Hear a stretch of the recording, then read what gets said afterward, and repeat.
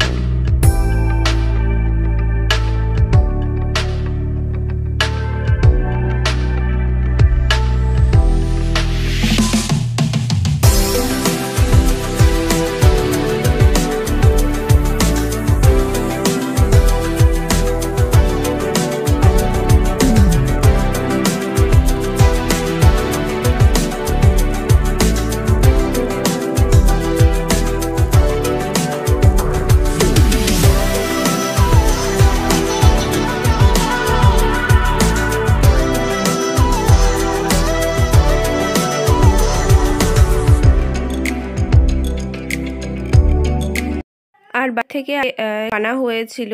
এগুলো হচ্ছে হয়তো ক্ষীরমালাই এইগুলোকে বলে, এটা ক্ষীরমালাই বলে হয়তো এখানে। আর কিছুটা শুকনো মিষ্টি আনা হয়েছিল, কারণ ছেলে শুকনো মিষ্টি খুব ভালো খায়, কিন্তু আনার পরে বুঝলাম যে ওর একদম খেতে টেতে কোনো ইচ্ছেই নেই। তো কি করব, সাথে 2 প্যাকেট ঝুড়িও নিলাম, ও খায়নি, একদমই খায়নি, একটা কামড়ে খেয়েছে আর কি। তারপরে আছে, আর আমিও একটু শুয়েছিলাম। এত সর্দি হয়েছে আমারও, কি বলবো, প্রচণ্ড শরীরটা খারাপ লাগছে। আর তখন থেকে কিছু খাওয়া হয়নি। বর ফুচকা নিয়ে এসেছে, কারণ মুখের স্বাদ সত্যি যেন চলে গেছে আমার ছেলেরও। তো ছেলেকে তো এগুলো খাওয়াবো না, কারণ ওর পেটটা খারাপ। আর সেজন্য আমি একটু ফুচকাটা খেয়ে নেবো, আমি আর আমার বর। ফুচকার টক জলটা এতটা ভালো লাগে, কিন্তু আজকে ফুচকার টক জলটা বেশি খাইনি, আর ফুচকা ছিল। তো আমারও মনে হচ্ছিল যে যদি ফুচকার টকটা বেশি খাই তাহলে হয়তো আমারও পেটটা খারাপ হতে পারে। তো সেজন্য ফুচকার টক জলটা অতটা খাইনি, অল্প অল্প নিয়েছি, জাস্ট ভিজিয়েছি আর খেয়েছি এরকমটা। আর সত্যি ফুচকাটা দেখে খুব লোভ লাগছিল। আমি কিন্তু বলিনি যে আমার জন্য ফুচকা এনো বা কিছু, ও হঠাৎ করে দেখি ফুচকা নিয়ে চলে আসলো।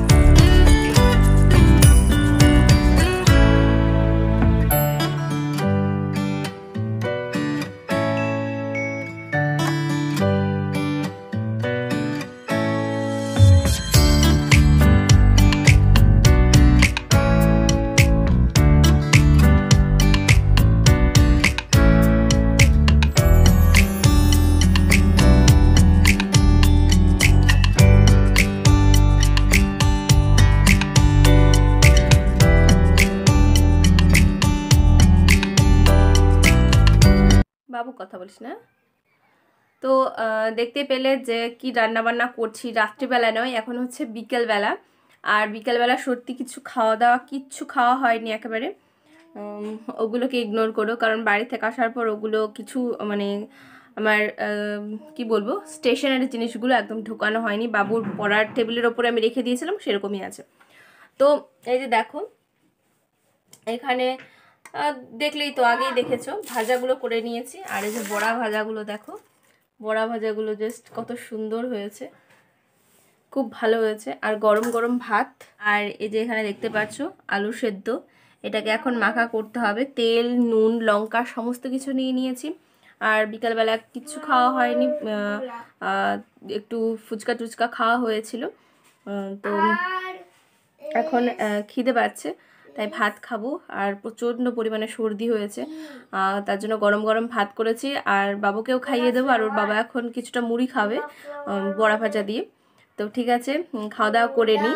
আর বড়া ভাজাটা আজকে ভেজেছিলাম তোমার হচ্ছে কুমড়ো ফুল ছিল, সেটা সকালবেলা করে নিই। কুমড়ো ফুল, পেঁয়াজ আর ধনেপাতা এগুলো কুচি করে একদম বেসন দিয়ে ভেজেছি ঝালঝাল করে। কেমন লাগবে জানি না, দেখা যাক। খেয়ে নিই তাহলে। তো আজকে একটু সেলাই কলেজে গেছিলাম, কারণ ওখানে একটু কাজ ছিল, আর ছেলেকে রেখেই আসতে হয়েছে। না পেরেও ছেলেকে রেখে আসতে হয়েছে, কিছু আমার করার নেই, কারণ ওর শরীরটা ভীষণ খারাপ। তো তারপরে দেখো হুটহাট করে কাজ টাজ সেরে আমি আবার বাড়ি ফিরে যাচ্ছি।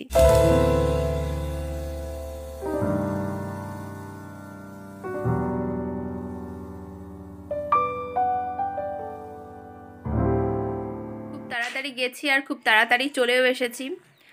এখন 1:30 বাজে, ওই 12টার দিকে গেছিলাম। আজকে তো আধার কার্ড জমা নিচ্ছে, আর পরীক্ষা যেহেতু মঙ্গলবার আছে, কি কি লাগবে তো সেটাই আর কি নিয়ে যেতে বলেছে, যে যেটা তৈরি করেছি বা যেসব জিনিসপত্র লাগবে তো সেগুলোই নিয়ে যেতে বলেছে আর কি। সবটা জানলাম, মঙ্গলবার দিন পরীক্ষা আছে। আর এই যে ছেলে, ও একটু শুয়ে আছে, ওর ঠাকুমার কাছে রেখে গেছিলাম। সত্যি কিছু খাওয়া দাওয়া করছে না সেরকম, শরীরটা খুব খারাপ, ডাক্তার দেখাতে নিয়ে যাব। যেদিন স্কুল থেকে ও আসে সেই দিনই ওর জ্বর, ঠান্ডা, কাশি, মানে কাশিটা আগেই ছিল, তো জ্বরও হয়েছে আর তারপরে পেট খারাপও হয়েছে।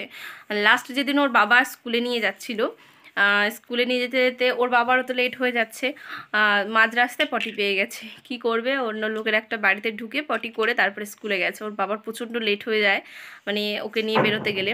আর আমি যদি বেরোই তাহলে আমাকে কাজ বাজ সেরে রেডি হয়ে একটু রেডি হয়ে তো বের হতে হয়, তো প্রচণ্ড লেট হয়ে যায়।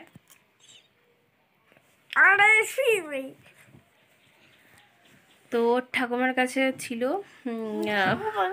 ফল খেয়েছে মনে হয়, বললো আঙুর খেয়েছে, 1 প্যাকেট বিস্কিট খেয়েছে। ওকে তো বিস্কিট টিস্কিট কিছু দিচ্ছি না। ঠাম্মির কাছে গল্প শুনবো। ঠাম্মির কাছে গল্প শুনবে? হ্যাঁ। আচ্ছা ঠিক আছে, যাবে, দাঁড়াও। ঠাম্মি এখন স্নান করবে, রেডি হবে না। তো ওর বাবা তো আসেনি, ভেবেছিলাম ওর বাবা চলে আসবে, আমার হয়তো লেট হবে, কিন্তু না, আমার লেট অত হয়নি, চলে এসেছি তাড়াতাড়ি।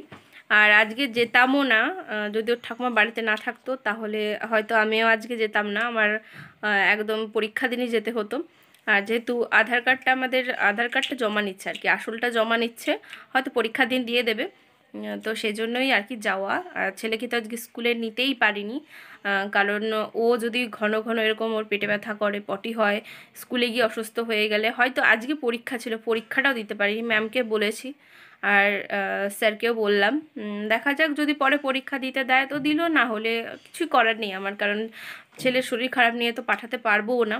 আর কালকে রবিবার, আর রবিবার ওর তো আজ কতদিন হয়ে গেল স্কুলে, মানে যেখানে নাচ শেখানো হয়, স্কুলে নাচ শেখানো হয় তো ওদের ম্যামের কাছে, তো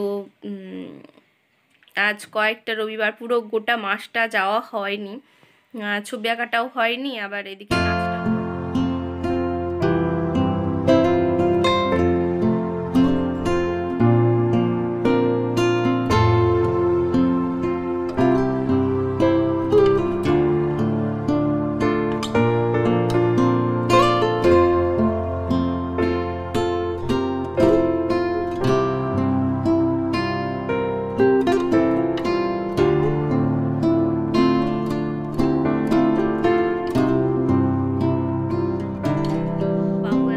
আমার সাথে বসে বসে গল্প শুনছিল, ফ্রুটস এটা সেটা, হঠাৎ করে ওর পেটটা আবার মোচড় দিয়ে উঠেছে, আবার বাইরে দৌড়ে গেছে, কি অবস্থা। আর বর গেছিল একটু ওই ঘরে, আর পেঁয়াজটা শেষ হয়ে গেছে। আমরা যে কটা অল্প কটা নিয়ে এসেছিলাম, তো পেঁয়াজ তো আনতে পারিনি কারণ প্রচণ্ড ভারী, তো কী কী নিয়ে এসছে দেখি।